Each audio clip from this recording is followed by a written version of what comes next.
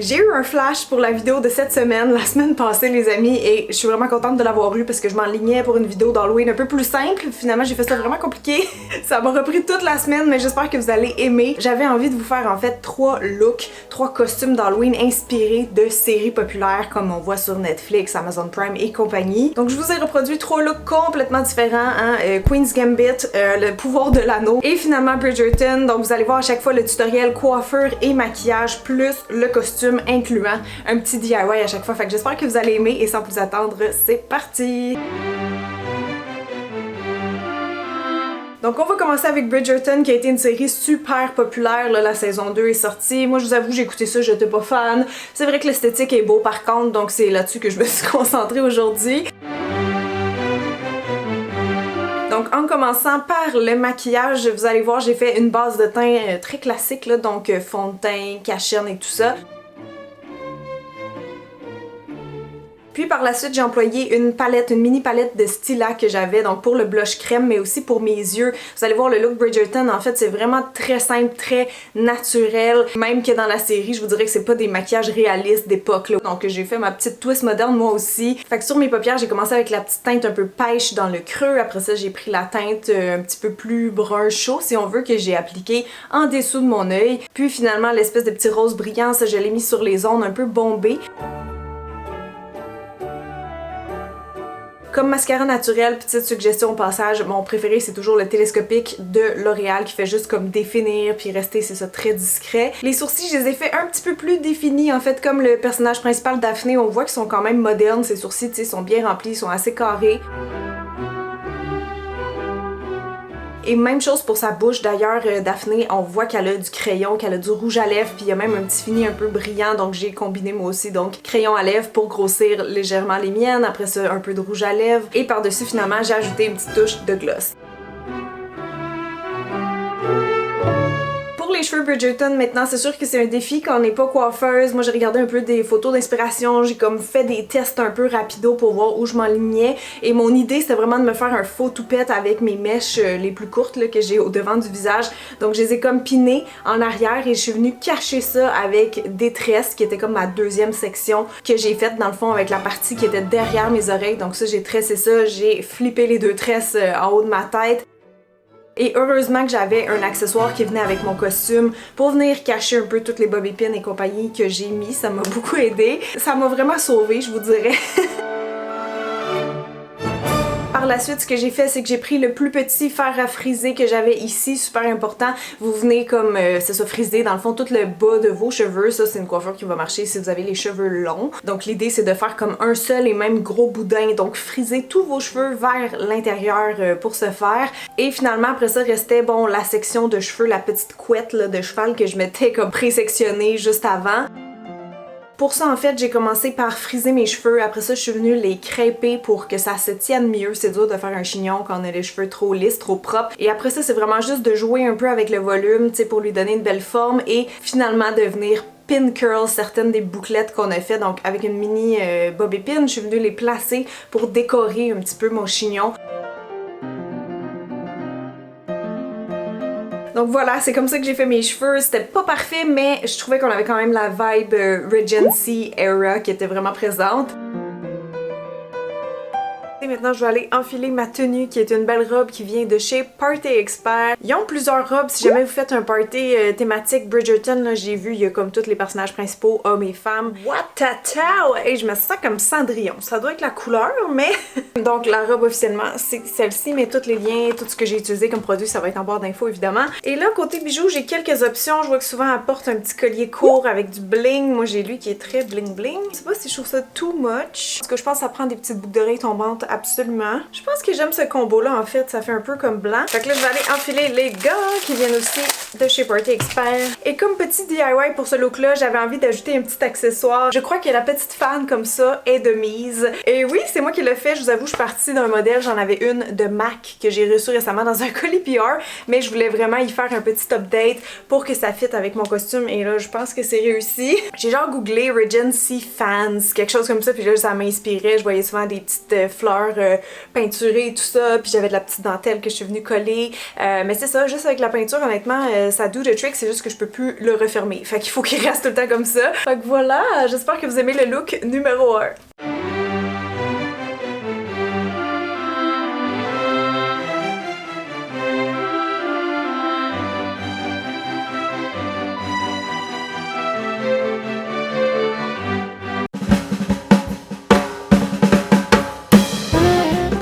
Numéro 2 maintenant, on entre complètement dans un autre univers et j'ai nommé le pouvoir de l'anneau qui...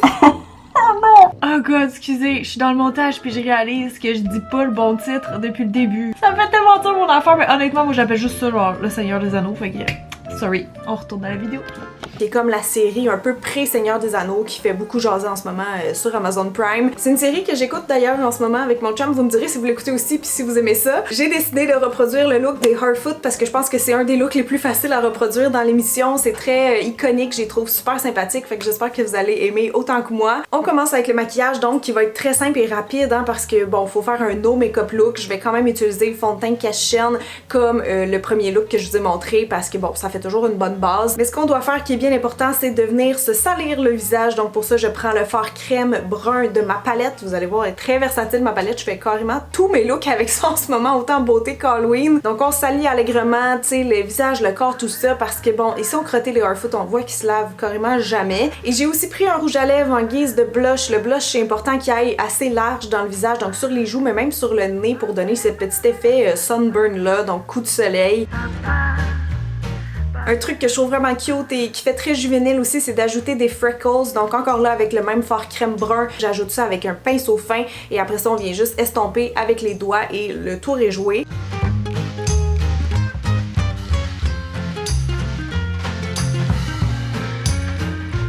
Pour mes sourcils, j'ai pris un gel teinté juste pour leur donner un petit peu plus d'importance mais en restant très naturel. Et finalement, j'ai remarqué que Nori, une des personnages Harfoot, elle avait un petit peu comme un halo brun autour des yeux, donc avec une ombre à paupières de ma palette, je suis venue juste définir un petit peu plus mon regard.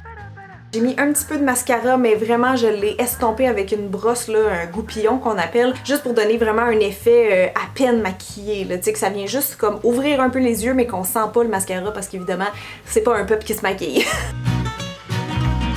Pour le costume des Harfoot maintenant, je pense pas que ça se vend tout fait, donc dans tous les cas, je vous encourage à aller voir en friperie, c'est super facile et ça va pas vous coûter cher. Moi, je me suis rendue dans un village des valeurs avec mon assistante Audriane et ça a pas été trop long qu'on a trouvé. En fait, on a été ultra efficace. Je pense qu'on a été genre 5 minutes dans le magasin puis on avait déjà le look. Mission friperie, mission trouvée, les vêtements les plus grano du village des valeurs. Je cherchais vraiment des vêtements soit beige ou neutres, tu sais, des tissus un peu naturels comme du lin, des choses comme ça. Hey, ça c'est pas pire, pour vrai? Ah, j'avais pas vu en avant, mais limite, ça fait grano, là. C'est ça, c'est un record, ça a pris genre 30 secondes. Je pense qu'on a... Arrête!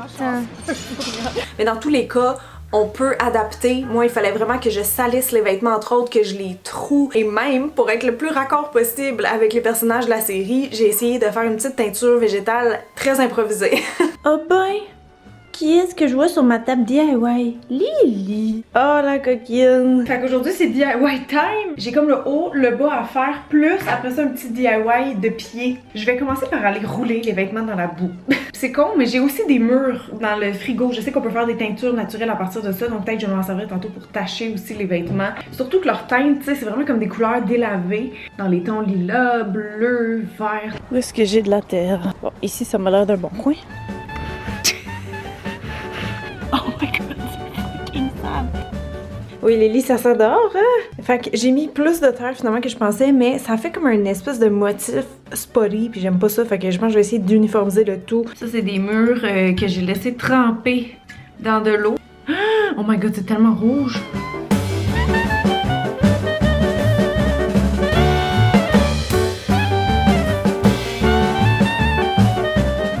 Je vais essayer de me faire des pieds de Hobbit. Je sais pas si je mets un peu de mousse comme au bout de mon pied. Est-ce que j'ai assez de place? On va faire un test. Juste de même, mettons, on voit que ce pied-là est vraiment plus petit. Là. Tout ça, c'est des faux orteils ici. Là. Oh, c'est stressant, ce bout-là. Deuxième orteil, mon crayon marche pas!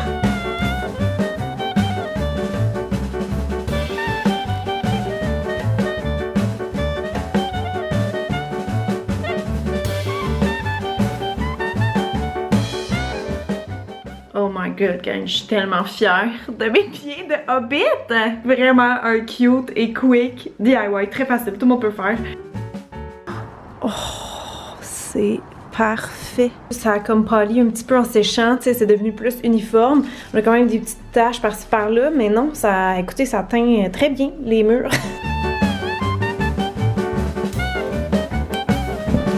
Sérieusement, j'en reviens pas encore comment ce costume-là a bien sorti et je peux pas m'empêcher d'imaginer une petite famille toute déguisée en Harfoot, tu sais, toute avec leur petit look différent, ça serait tellement cute. Pour moi, c'est la meilleure idée de 2022, genre there's nothing you can say. Si vous le refaites, par contre, envoyez-moi des photos, je veux voir ça, je veux capoter. Pour les cheveux Harfoot maintenant, si vous frisez pas naturel, je vous avertis, on va avoir de la job. J'ai réutilisé la même technique que je vous avais montré dans ma vidéo 24 heures comme dans les années 80, c'est-à-dire la veille de friser mes cheveux en les twistant sur eux-mêmes. Donc c'est vraiment de prendre des petites mèches de cheveux autant que vous êtes capable parce qu'à un moment donné ça vient long comme technique. Mais bref, après avoir vaporisé un petit peu d'eau partout sur ma tignasse pour aider à friser, j'ai juste comme twisté mes mèches jusqu'à temps que ça forme une espèce de petit boudin sur elle-même. Et là, à ce moment-là, on peut comme venir attacher avec un petit élastique à la base des cheveux. Fait que prenez votre mal en patience, surtout si vous avez les cheveux quand même assez longs comme moi. Et ben c'est ça, c'est pas super confortable pour dormir, mais c'est juste une nuit et c'est la meilleure façon que je connais pour arriver à un résultat très frisé, voire même crépus qu'on peut observer chez les Harfoot.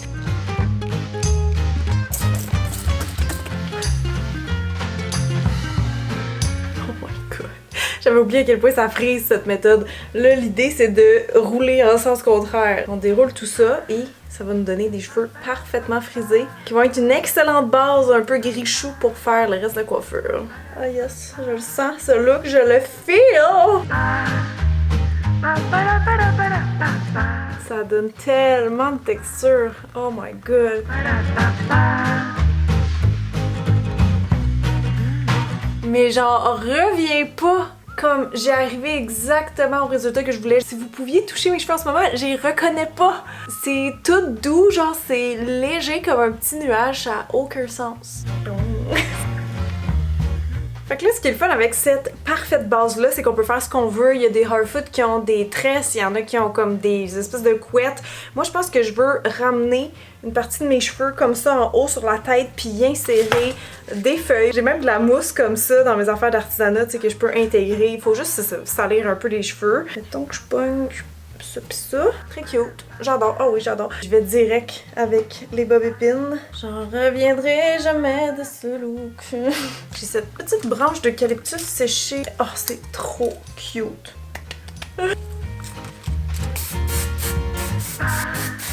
Tadam! Fait que pour les cheveux, c'est bon. Là, on va retourner au costume et à la toute fin, j'ajouterai mes petites oreilles d'elfes. Je sais que les hobbits, c'est pas des elfes, mais ils ont des petits bouts d'oreilles. Moi, elles sont un petit peu longues peut-être pour ce look-là, mais c'est les seuls que j'ai actuellement.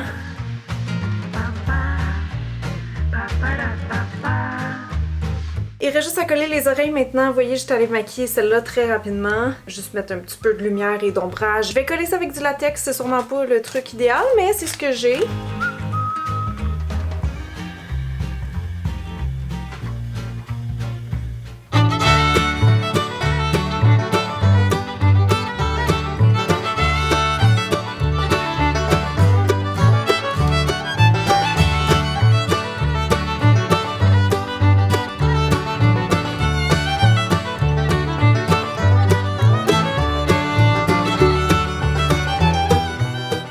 Troisième et dernier look de la vidéo, j'ai choisi l'émission Queen's Gambit qui est sortie en 2020, mais je trouve que c'est quand même assez récent et surtout c'est assez iconique comme look, tu sais, son look avec la perruque rousse, le jeu d'échecs et tout ça. Je trouve que c'est fort original en tout cas, puis que c'est ça, c'est assez emblématique quand même. Donc ce coup-ci, pour le maquillage de Beth Harmon, j'ai décidé d'essayer de reproduire un peu ses traits. Par contre, je savais d'avance que j'aurais de la misère rendue aux yeux parce qu'elle a les yeux qui sont naturellement plus écartés que les miens, donc je pourrais jamais ressembler à 100% au personnage. Mais bon, je me suis permis de m'amuser un peu à changer mes traits. Évidemment, vous pouvez skipper cette étape-là et aller directement à la partie de son maquillage à elle, son maquillage beauté. Mais pour faire mes transformations, vous le savez, c'est toujours la même étape. Donc fond de teint opaque, puis après ça, je prends ma palette avec les fards en crème. Je commence mes ombrages, puis mes lumières. Je viens poudrer le tout et par la suite, je peaufine avec les fards poudre pour refaire mes ombres et mes lumières correctement. J'ajoute des petits détails et tout ça.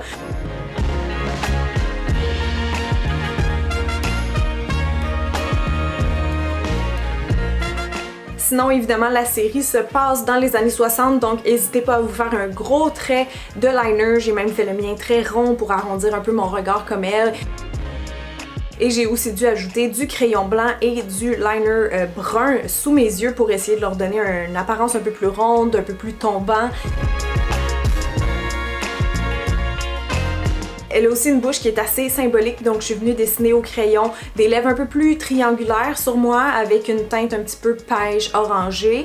Et voilà, c'était pas mal tout pour le maquillage. Pour le costume, je suis certaine que vous avez déjà ce qu'il faut chez vous, donc franchement pas besoin de dépenser pour ça. Un de ses looks signature, celui en fait qu'on voit sur l'affiche, c'est qu'elle a vraiment un petit col blanc pointu qui sort d'une espèce de robe noire, donc moi j'ai pris une robe t-shirt un petit peu loose là, tout simplement. Par contre, je trouvais vraiment le fun l'idée que Beth allait son petit jeu d'échecs sur elle parce que je me suis dit oh my god, imaginez dans un party vous allez pouvoir jouer pour de vrai avec du monde. Fait que je me disais oh faut que j'achète un petit jeu d'échecs léger genre en plastique. J'en ai trouvé un sur Amazon à genre 20$, je vous mettrai le lien en barre d'infos. Et ben c'était parfait parce qu'il était magnétique déjà, donc on peut carrément bouger sans que les pièces tombent partout. Donc c'est comme un beau 2 en 1. Et voilà. J'essaie de savoir si ça passe là.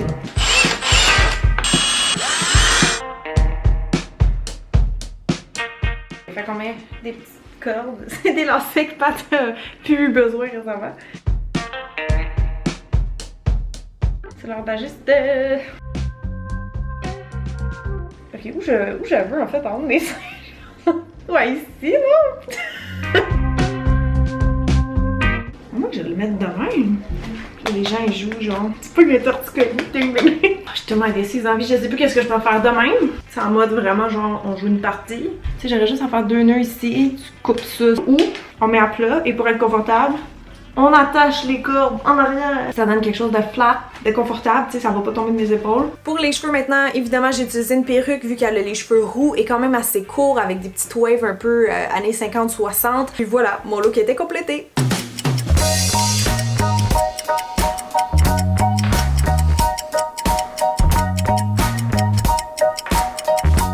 La vidéo est terminée tout le monde, j'espère que vous avez aimé. Si c'est le cas, n'hésitez pas à me laisser soit un commentaire, un like, un abonnement, n'importe quoi, ça fait tout super plaisir et ça m'aide énormément à grandir ici sur la plateforme. Sur ce, merci d'avoir été là tout le monde, bisous et je vous laisse immédiatement sur des petits bloopers de tournage.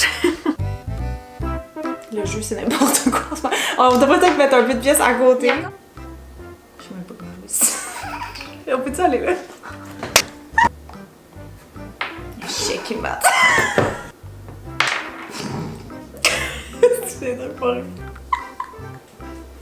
J'ai gagné. Qu'est-ce que t'en dis? C'est beau hein sur le jeans. De même c'est quand même beau.